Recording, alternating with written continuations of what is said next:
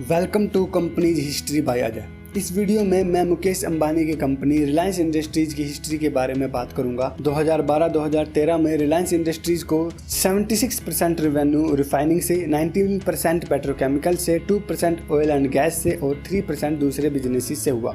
जुलाई 2012 में रिलायंस इंडस्ट्रीज ने अनाउंस किया कि रिलायंस इंडस्ट्री अगले कुछ सालों में $1 बिलियन मतलब उस वक्त के 5,700 करोड़ रुपए इन्वेस्ट करने जा रहा है एरोस्पेस के बिजनेस में, जो डिजाइन करेगा और इक्विपमेंट्स बनाएगा यानी उपकरण बनाएगा जहाजों, इंजन, रडार्स, एवियोनिक्स और एक्सेसरीज को मिलिट्री और आम जनता के लिए। 31 मार्च 2021 तक कंपनी की कुल 347 सब्सिडरी और 150 एसोसिएट कंपनीज हैं। जिन कंपनीज में रिलायंस इंडस्ट्रीज का पूरा कंट्रोल है वे कंपनीज रिलायंस इंडस्ट्रीज की सब्सिडरी हैं, और जिन कंपनीज में रिलायंस इंडस्ट्रीज का कोई कंट्रोल नहीं है, सिर्फ इन्फ्लुएंस है, वे रिलायंस इंडस्ट्रीज की एसोसिएट कंपनीज हैं। जैसे एक पिता के अपने 5 साल के बेटे पर पूरा कंट्रोल होता है, वह उसे डायरेक्ट कर सकता है, लेकिन अपने फ्रेंड को वह कंट्रोल और डायरेक्ट नहीं कर सकता, सिर्फ इन्फ्लुएंस कर सकता है। ऐसे ही सब्सिडरी और एसोसिएट्स होते हैं। जब किसी कंपनी में 50% से ज्यादा की हिस्सेदारी होती है, वह कंपनी उस कंपनी की सब्सिडरी बन जाती है, क्योंकि वह कंपनी उस कंपनी को टोटल कंट्रोल और डायरेक्ट कर सकती है। लेकिन जब किसी कंपनी की दूसरी कंपनी में सिर्फ 20% से 50% तक हिस्सेदारी होती है, तो वह उस कंपनी की एसोसिएट बन जाती है, क्योंकि वह कंपनी उस कंपनी को कंट्रोल और डायरेक्ट नहीं कर सकती, सिर्फ इन्फ्लुएंस कर सकती है। रिलायंस इंडस्ट्रीज अपनी सब्सिडीज को कंट्रोल और डायरेक्ट कर सकती है,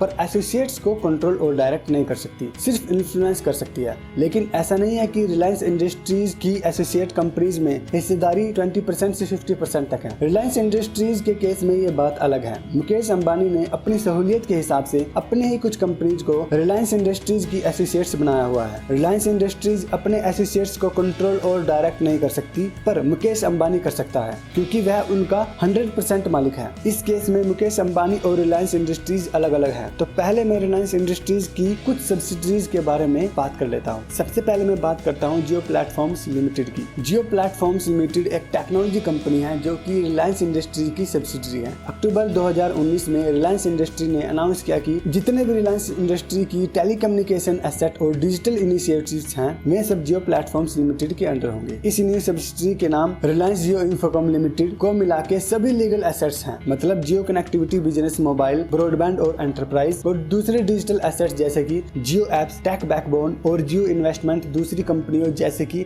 हैप्टिक, हाथवे और डेन नेटवर्क्स में की हुई है। इसी सब्सिडरी के अंडर ही आते हैं। अप्रैल 2020 में फेसबुक कंपनी ने $5.7 बिलियन यानी उस वक्त के 43,574 करोड़ रुपए जियो प्लेटफॉर्म्स में इन्वेस्ट करके 9.99% की हिस्सेदारी खरीद ली थी। मई 2020 में American private equity investors Silver Lakes ने जियो प्लेटफॉर्म्स की 1.15% की हिस्सेदारी $740 बिलियन यानी उस वक्त के 5,656 करोड़ रुपए में खरीद ली थी। इंटेल कंपनी $250 मिलियन यानी उस वक्त के 1,894 करोड़ 50 लाख रुपए इन्वेस्ट करके जियो में इन्वेस्ट करने वाली 12वीं कंपनी बन गई। जियो प्लेटफॉर्म्स में अब तक की टोटल इन्वेस्टमेंट 1,17,588 करोड़ 45 लाख रुपए है। 16 जुलाई 2020 को गूगल कंपनी ने जियो प्लेटफॉर्म्स की 7.7% की हिस्सेदारी 33,737 करोड़ रुपए में खरीद ली। अब मैं बात करता हूँ रिलायंस रिटेल की। Reliance retail Reliance industries limited का रिटेल बिजनेस है। 31 मार्च 2021 में रिलायंस रिटेल के पूरे भारतवर्ष में 12,711 स्टोर थे। इस तरह से रिलायंस रिटेल भारत का सबसे बड़ा रिटेलर है। रिलायंस रिटेल के अंदर Reliance fresh, Reliance footprint, Reliance time out, Reliance digital, Reliance wellness, Reliance trends, Reliance autozone, Reliance super, Reliance mart, Reliance I store, Reliance home kitchen, Reliance market और रिलायंस ज्यूल आदि आते हैं। March 2022 में Reliance retail के revenue $26.3 billion यानी उस वक्त के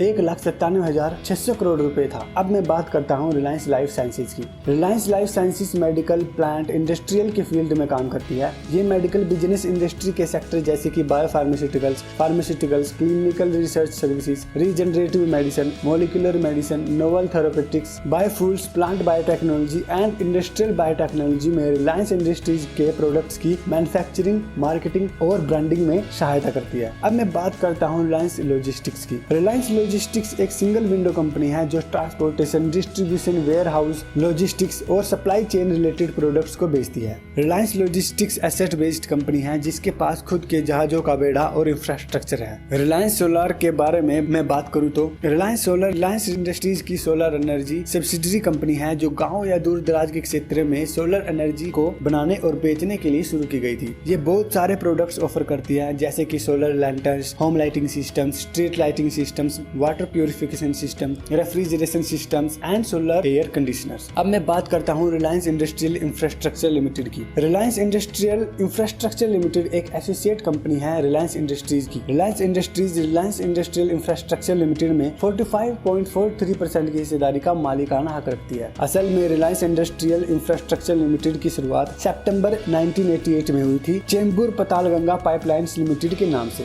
जिसका मकसद पूरे भारत में पाइपलाइन बिछाना था जिसमें से पेट्रोलियम प्रोडक्ट्स को ट्रांसपोर्ट किया जा सके। रिलायंस इंडस्ट्रियल इंफ्रास्ट्रक्चर लिमिटेड का नाम सितंबर 1992 में बदलकर CPPL लिमिटेड रख दिया गया और उसके बाद मार्च 1994 में इसका नाम बदलकर आज वाला नाम रिलायंस इंडस्ट्रियल इंफ्रास्ट्रक्चर लिमिटेड रख दिया गया। आजकल Reliance industrial infrastructure limited mainly industrial infrastructure को सेटअप और ऑपरेट करने के काम में लगी हुई है। ये कंपनी कंप्यूटर सॉफ्टवेयर और डाटा प्रोसेसिंग से कनेक्टेड सर्विसेज को किराए पर देने या प्रदान करने की एक्टिविटीज में भी इन्वॉल्व है। इस कंपनी ने 200 millimetre diameter twin pipeline system को सेटअप किया है जो महाराष्ट्र के मेहुल में भारत पेट्रोलियम रिफाइनरी से महाराष्ट्र के पातालगंगा में रिलायंस पेट्रोकेमिकल कॉम्प्लेक्स को कनेक्ट करता है। ये पाइपलाइन पेट्रोलियम प्रोडक्ट्स को कैरी करती है जैसे कि नाफ्ता और केरोसिन। साथ ही इस कंपनी ने सुपरवाइजरी कंट्रोल और डाटा एक्विजिशन सिस्टम और कैथोडिक प्रोटेक्शन सिस्टम जो कि एक जैकवेल है तापी नदी पे और हजारिया में कच्चे पानी के पाइपलाइन आदि फैसिलिटीज प्रदान की है। इस इंफ्रास्ट्रक्चर कंपनी ने 71,000 किलोलीटर पेट्रोकेमिकल प्रोडक्ट स्टोरेज और डिस्ट्रीब्यूशन टर्मिनल महाराष्ट्र के Jawaharlal Nehru port trust area में बनाया। अब मैं बात करता हूँ रिलायंस इंडस्ट्रीज की मास मीडिया कंपनी न्यूज 18 के बारे में। Mass media company news 18 television, digital platforms, publication, mobile app और फिल्म्स में काम करती है। ये कंपनी साथ में 2 जॉइंट वेंचर्स वायाकॉम 18 और हिस्टोरी टीवी 18 को वायाकॉम और A+E नेटवर्क के साथ चलाती है। साथ ही इस कंपनी ने तेलुगु न्यूज और एंटरटेनमेंट चैनल्स ETV नेटवर्क्स का कुछ हिस्सा खरीदा हुआ है जिसे कलर्स टीवी के अंडर ये कंपनी रन करती है। कलर्स टीवी वायाकॉम 18 का ही चैनल है जो नेटवर्क 18 ग्रुप और वायाकॉम की कंपनी है। नेटवर्क 18 ग्रुप कंपनी की मालिक रिलायंस इंडस्ट्रीज है और वायाकॉम एक अमेरिकन कंपनी है। Reliance Eros production LLP Eros international एक जॉइंट वेंचर है जो भारत में फिल्म कंटेंट प्रोड्यूस करती है। अब मैं बात करता हूँ Reliance industrial investment and holdings limited यानी RIIHL की। RIIHL रिलायंस इंडस्ट्री की सब्सिडरी है जो फाइनेंशियल सर्विसेज प्रोवाइड करती है। ये कंपनी बैंक्स के अलावा कंपनीज की सिक्योरिटीज का मालिकाना हक भी रखती है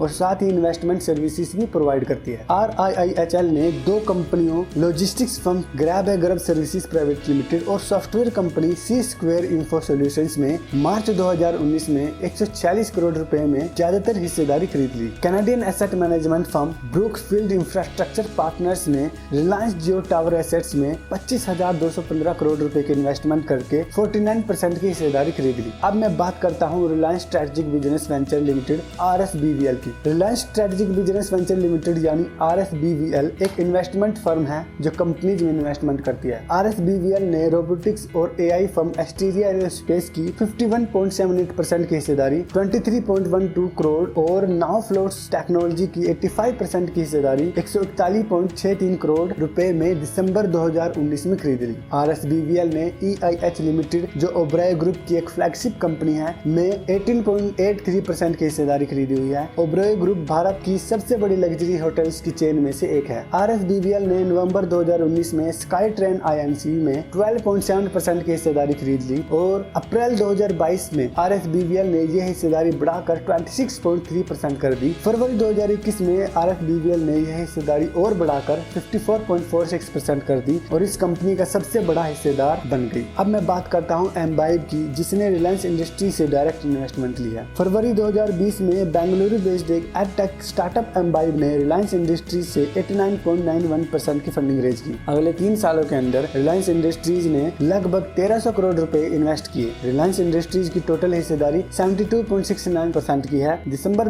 2019 में एम्बाइब ने इंडिविजुअल लर्निंग प्राइवेट लिमिटेड के प्रोप्राइटरी नाम से बेंगलुरु बेस्ड एक K-12 स्टार्टअप फंड फुट 90.5% की हिस्सेदारी से 71.64 करोड़ रुपए में खरीद ली। एजुकेशन सिस्टम में किंडरगार्टन से 12वीं तक की क्लासेस को K-12 कहा जाता है। किंडरगार्टन की जगह इंडिया में नर्सरी शब्द इस्तेमाल किया जाता है और नर्सरी से 12वीं तक की क्लासेस को टेक्नोलॉजी के जरिए पढ़ाने वाले स्टार्टअप को K-12 स्टार्टअप कहा जाता है। फरवरी 2020 में एम्बाइब ने अपने कंपटीशन ऑनलाइन तैयारी को खरीद लिया। अब मैं रिलायंस इंडस्ट्रीज की एसोसिएट कंपनीज के बारे में बात करूंगा। रेलिकोड जो cold blood banking service provide करती है, रिलायंस लाइफ साइंसेज के द्वारा ऑन की जाती है। कोल्ड ब्लड बैंकिंग में बच्चे के जन्म के वक्त माँ के गर्भनाल से खून निकाल कर स्टोर कर लिया जाता है, जो खून उस बच्चे के भविष्य में होने वाली 80% बीमारियों को ठीक करने की क्षमता रखता है। कोल्ड ब्लड बैंकिंग कंपनीज उस गर्भनाल के खून को स्टोर करने के लिए 1 लाख या उससे ज्यादा का चार्ज करती है और मंथली मिनिमम चार्ज भी लेती है, बट ओवरऑल ये काफी फायदेमंद होता है बेबी और उसके फ्यूचर के लिए। रेलिकोड 2002 में स्थापित किया गया था। रेलिकोड जियो इंफोकॉम लिमिटेड यानी RJIL, जिसे पहले इंफोटेल ब्रॉडबैंड कहा जाता था, एक ब्रॉडबैंड सर्विस है जिसने पूरे भारत में 4G नेटवर्क को पहुंचाया है। Reliance institute of life sciences यानी RILS, जो कि धीरूभाई अंबानी फाउंडेशन की एक एजुकेशन इंस्टीट्यूट है, लाइफ साइंसेज और रिलेटेड एजुकेशन प्रदान करती है। रिलायंस क्लिनिकल रिसर्च सर्विसेज यानी RCRS एक कॉन्ट्रैक्ट रिसर्च ऑर्गेनाइजेशन है जो रिलायंस लाइफ साइंसेज की सब्सिडरी है। क्लिनिकल रिसर्च सर्विसेज इंडस्ट्री में स्पेशलिस्ट है। इसके क्लाइंट्स मेनली फार्मास्यूटिकल, बायोटेक्नोलॉजी और मेडिकल डिवाइस कंपनीज है। LYF रिलायंस रिटेल का एक 4G एनेबल्ड मोबाइल डिवाइस है। ये थे रिलायंस इंडस्ट्रीज की सब्सिडरी और एसोसिएट्स। अब इससे अलग मैं और भी इंफॉर्मेशन आपको देता हूँ। Reliance industrial investment and holdings own करती है डिजिटल फाइबर इंफ्रास्ट्रक्चर, जिसने जो डिजिटल फाइबर प्राइवेट लिमिटेड की 51% हिस्सेदारी ओन की हुई है और बाकी बचे 49% हिस्सेदारी रिलायंस इंडस्ट्रीज लिमिटेड ने ओन की हुई है। जियो डिजिटल फाइबर प्राइवेट लिमिटेड जियो के सभी फाइबर ऑप्टिक्स एसेट्स को ओन करती है। इससे अलग मैं बात करूं तो मार्च 2017 में रिलायंस इंडस्ट्रीज लिमिटेड ने Mauritius based oil retailer gulf Africa petroleum को अपनी 76% की हिस्सेदारी total marketing and services company को बेच दी, जो कि फ्रांस की ऑयल और गैस फर्म है। अब मैं बात करूंगा रिलायंस इंडस्ट्रीज के आलोचनाओं और विवादों के बारे में। 2005 में रिलायंस का अलग होना। अंबानी परिवार रिलायंस इंडस्ट्रीज में 45% हिस्सेदारी का मालिकाना हक रखते हैं, पर शुरू से ही जब से कंपनी शुरू हुई है, ये कंपनी मुकेश अंबानी और अनिल अंबानी के पिता धीरूभाई अंबानी के द्वारा ही चलाई गई। 1986 में हार्ट अटैक आने के बाद धीरूभाई अंबानी ने कंपनी के रोजमर्रा के काम अपने दोनों बेटे मुकेश अंबानी और अनिल अंबानी को सौंप दिए थे। 2002 में धीरूभाई अंबानी के देहांत के बाद कंपनी की मैनेजमेंट दोनों भाइयों के हाथ में आ गई। नवंबर 2004 में मुकेश अंबानी ने एक इंटरव्यू में बताया था कि उसे अपने भाई अनिल अंबानी की ओनरशिप को लेकर ऐतराज था। इस न्यूज के आने से रिलायंस के शेयर में गिरावट भी आई थी। रिलायंस को कौन आगे बढ़ाएगा, इसी मामले में दोनों भाई पब्लिकली बयानबाजी में आपस में लड़ते रहे। इसके बाद रिलायंस कंपनी को दोनों भाइयों में बांटने के लिए इनके माताजी कोकिलाबेन आई। बड़े भाई मुकेश अंबानी के पास रिलायंस इंडस्ट्रीज और Indian petrochemicals corporation limited IPCL वाला हिस्सा आ गया। छोटे बेटे अनिल अंबानी के पास telecom, power, entertainment and financial services वाला हिस्सा आ गया। रिलायंस इंडस्ट्रीज का ONGC के साथ विवाद। मई 2014 में oil and natural gas corporation ONGC, जो कि भारत सरकार की ministry of petroleum and natural gas के अंडर आती है, रिलायंस इंडस्ट्रीज के खिलाफ दिल्ली हाई कोर्ट चली गई थी। ONGC का आरोप था कि रिलायंस इंडस्ट्रीज ने कृष्णा गोदावरी नदी के गैस प्रोड्यूसिंग ब्लॉक से 1800 करोड़ क्यूबिक मीटर का पिल्फरेज किया है। पिल्फरेज का मतलब होता है कि कम क्वांटिटी में किसी कम वैल्यू की चीज की चोरी करते रहना। बाद में ONGC और रिलायंस इंडस्ट्रीज किसी भी पिल्फरेज को जांचने के लिए एक इंडिपेंडेंट जांच पैनल बनाने के लिए सहमत हो गए। 2003 में सेमिनार मैगजीन ने धीरूभाई अंबानी की नेताओं के साथ निकटता और रिलायंस की competition textile company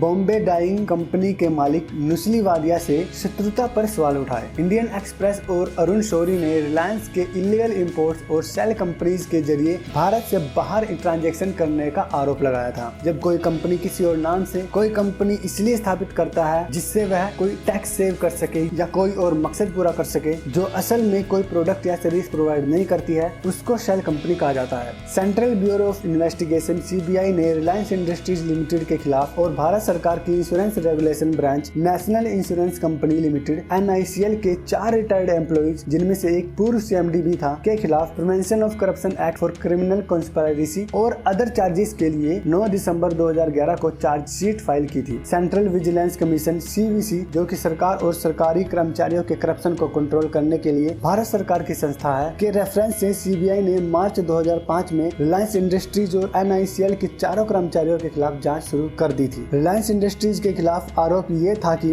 Reliance industries ने national insurance company limited NICL को जो इंश्योरेंस प्रीमियम देने थे उसमें घपला हुआ है और एनआईसीएल को 147 करोड़ 41 लाख की पेमेंट नहीं दी गई है। एनआईसीएल के 2 सीनियर रिटायर्ड कर्मचारी के साथ 11 लोगों को इस घपले में 2014 में जेल की सजा सुनाई गई थी। 22 मार्च 2014 को एक सरप्राइज इंस्पेक्शन के दौरान directorate general of civil aviation DGCA ने रिलायंस इंडस्ट्रीज के एक जेट प्लेन को एक्सपायर्ड सेफ्टी इक्विपमेंट के चलते ग्राउंडेड कर दिया था। जब कोई प्लेन ग्राउंडेड हो जाता है तो वह प्लेन कानूनन रूप से उड़ नहीं सकता और साथ ही इस प्लेन के पायलट को बिना लाइसेंस प्लेन उड़ाने के आरोप में सस्पेंड कर दिया गया। कृष्णा गोदावरी नदी गैस विवाद। कृष्णा गोदावरी नदी में नेचुरल गैस मिलने के बाद मिनिस्ट्री ऑफ ऑयल ने 25% एरिया को छोड़कर बाकी एरिया में गैस निकालकर बिजनेस करने का कॉन्ट्रैक्ट रिलायंस इंडस्ट्रीज को दे दिया था, लेकिन बाद में इस 25% हिस्से को भी रिलायंस को कॉन्ट्रैक्ट में दे दिया था। 2011 में controller and auditor general of India ने सरकार के डिसीजन की आलोचना की। सीएजी भारतीय राष्ट्रपति के अंतर्गत काम करने वाला इंसान होता है, मतलब ये एक पोस्ट होती है जैसे सुप्रीम कोर्ट के जज की पोस्ट होती है। सीएजी का काम भारत सरकार के खर्चों पर निगरानी रखना होता है। सीएजी अपने काम में बहुत इंडिपेंडेंट होता है कि सरकार इनको कंट्रोल नहीं कर सकती, जैसे सुप्रीम कोर्ट के जजेस और इलेक्शन कमीशन के कर्मचारियों को सरकार कंट्रोल नहीं कर सकती। रिलायंस जियो के अंगेज पेटिशन। इंडियन गवर्नमेंट के द्वारा रिलायंस जियो इंफोकॉम लिमिटेड RJIL को pan India 4G data services के साथ वॉइस टॉक टाइम प्रोवाइड करने के लाइसेंस देने के खिलाफ centre for public interest litigation नामक एक एनजीओ ने सुप्रीम कोर्ट में एक PIL फाइल की। एनजीओ ने आरोप लगाया कि ये लाइसेंस सिर्फ 1658 करोड़ रुपए में दे दिया, जिससे भारतीय खजाने को 22,842 करोड़ रुपए का नुकसान हुआ है। Controller and auditor general of India CAG ने अपने ड्राफ्ट रिपोर्ट में रिलायंस इंडस्ट्रीज के खिलाफ आरोप लगाया कि रिलायंस इंडस्ट्रीज ने 2010 में भारत सरकार द्वारा किए गए 4G ऑक्शन में घपला किया है, जिस ऑक्शन को एक internet service provider company Infotel broadband services private limited company ने जीता था, जबकि इस ऑक्शन का विनर अमाउंट इस कंपनी की नेटवर्थ से 5000 गुना ज्यादा था। इंफोटेल कंपनी की नेटवर्थ उस समय 2.5 करोड़ थी। कुछ समय बाद रिलायंस इंडस्ट्रीज ने इसी ऑक्शन विनर कंपनी इंफोटेल को खरीद लिया था। अब मैं बात करता हूँ एक आखिरी विवाद फ्यूचर रिटेल और उस पर कब्जे के बारे में। फरवरी 2022 में रिलायंस इंडस्ट्रीज ने फ्यूचर रिटेल कंपनीज के 100 से ज्यादा स्टोर्स के लीज को रोककर उसे कब्जे में ले लिया था, क्योंकि फ्यूचर रिटेल ने रिलायंस इंडस्ट्रीज के स्टोर स्पेसिस को लीज पर ले रखा था, लेकिन रेंट न चुकाने पर रिलायंस ने स्टोर्स को कब्जा लिया। लेकिन इसी बीच अमेजोन कंपनी बीच में कूद पड़ी। Amazon company future retail company को गिफ्ट वाउचर्स के रूप में पैसे दे रही थी ताकि फ्यूचर कंपनी रिलायंस इंडस्ट्रीज का धीरे धीरे सारा रेंट चुका दे, लेकिन एक शर्त के साथ कि फ्यूचर कंपनी अपनी प्रॉपर्टीज किसी को नहीं दे सकती। अमेजोन अपनी इसी लीगल टर्म से ये कब्जा छुड़ाना चाहता है। इसी के लिए Amazon Singapore international arbitration centre SIAC गया। SIAC एक नॉट फॉर प्रॉफिट ऑर्गेनाइजेशन है जो इन्हीं तरह के मसलों में कंपनीज में मध्यस्थता कराती है, जिसके अपने रूल्स हैं और साथ ही ये United Nations commission on international trade law के अंडर रूल्स को भी फॉलो करती है। लेकिन ये सुनवाई दिल्ली हाई कोर्ट ने रुकवा दी थी, लेकिन अब सुप्रीम कोर्ट ने Singapore international arbitration centre SIAC को सुनवाई करने के आदेश दे दिए हैं। दोस्तों, अब मैं बात करता हूँ रिलायंस इंडस्ट्रीज को मिले अवार्ड्स और रिकॉग्निशन के बारे में। 1994 से 1997 तक कंपनी ने पेट्रोकेमिकल सेक्टर में नेशनल एनर्जी कंजर्वेशन अवार्ड जीता। सन 2000 में इंडस्ट्री वीक मैगजीन के द्वारा दुनिया की 100 सबसे अच्छी मैनेज्ड कंपनियों में रिलायंस इंडस्ट्रीज को लिस्ट किया। 2009 में बोस्टन कंसल्टिंग ग्रुप BCG ने रिलायंस इंडस्ट्रीज को दुनिया का 25 में से 5वां सबसे बड़ा सस्टेनेबल वैल्यू क्रिएटर का खिताब दिया। 2011 में कॉर्पोरेट सस्टेनेबिलिटी की फील्ड में कंट्रीब्यूशन के लिए रिलायंस इंडस्ट्रीज को नेशनल गोल्डन पीकॉक अवार्ड मिला। 2012 में ICIS top 100 chemical companies list में सेल्स के बेसिस पर रिलायंस इंडस्ट्रीज 25वें पोजीशन पर रैंक हुआ। मार्च 2012 में अमेरिकन केमिस्ट्री काउंसिल ने रिलायंस इंडस्ट्रीज को रिस्पॉन्सिबल केयर कंपनी के लिए सर्टिफाइड किया। 2013 में HART energies 27th world refining and fuel conference में रिलायंस इंडस्ट्रीज को international refiner of the year award मिला। 2013 में ब्रांड ट्रस्ट रिपोर्ट ने रिलायंस इंडस्ट्रीज को भारत के सबसे भरोसेमंद ब्रांड में 7वें नंबर पर रैंक किया और 2014 में 9वें नंबर पर रैंक किया। 2017 में ग्लोबल रिफाइनिंग और पेट्रोकेमिकल्स कांग्रेस में रिलायंस इंडस्ट्रीज को international refiner of the year award मिला। तो दोस्तों ये थी रिलायंस इंडस्ट्रीज हिस्ट्री का पार्ट 2। आगे आप किस कंपनी की हिस्ट्री जानना चाहते हैं वो कमेंट सेक्शन में बताएं। वीडियो को लाइक करें और शेयर करें, चैनल्स को सब्सक्राइब करें और बेल आइकन को भी प्रेस कर दें ताकि मेरी वीडियो यूट्यूब पे आते ही आपको नोटिफिकेशन आ जाए और आप मेरी कोई भी वीडियो मिस ना करें। तो चलिए मिलते हैं आपको अगली वीडियो में, तब तक के लिए अपना ख्याल रखें।